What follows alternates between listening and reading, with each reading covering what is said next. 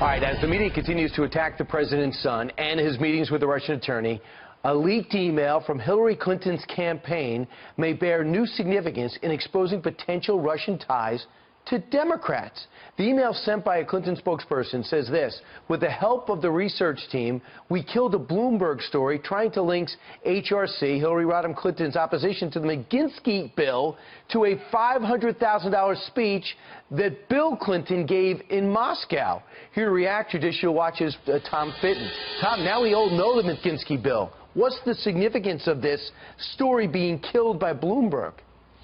Well, that Bloomberg story and the date of that email is shortly after the New York Times piece exposing the connections between all this Russia-connected money, $145 million generally, $500,000 specifically to Bill Clinton from a Russian-connected firm that was pushing Uranium One. And evidently someone in the media not only connected it to Uranium One, but saw other Russian interests being advanced by Mrs. Clinton, such as this really hardcore opposition to any new sanctions against Russia over its alleged murder of a human rights-related lawyer.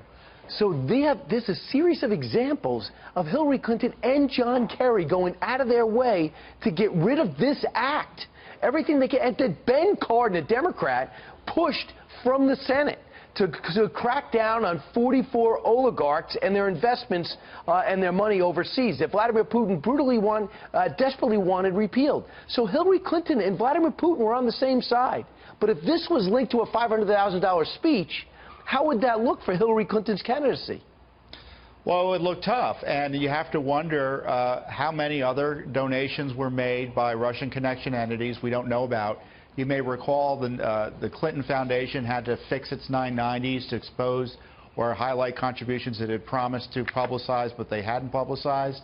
You know, I can't overemphasize, or it would be difficult to overstate the nature of the conflict of Hillary Clinton, her husband getting $500,000 directly from the Russians while she was Secretary of State. We were astonished when we saw that the State Department, we've got the document, approved this ethics process that allowed this speech and the money evidently to take place, the money transfer to take place.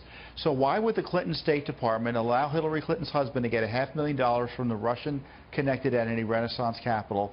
I don't understand. Imagine, for instance, if the spouse of Rex Tillerson or the spouse of any other cabinet official got $500,000 from a foreign government while that official was in office, and then this same official, like Hillary Clinton was advocating on behalf of Russian interests, not only Uranium One.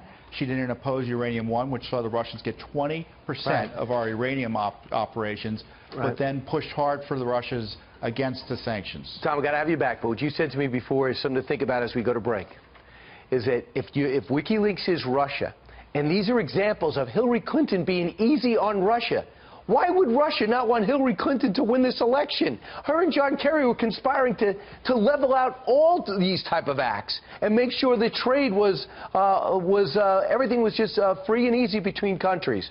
Tom Fitton, thanks you so much. Just think about that when you think about Russian collusion to get Donald Trump election.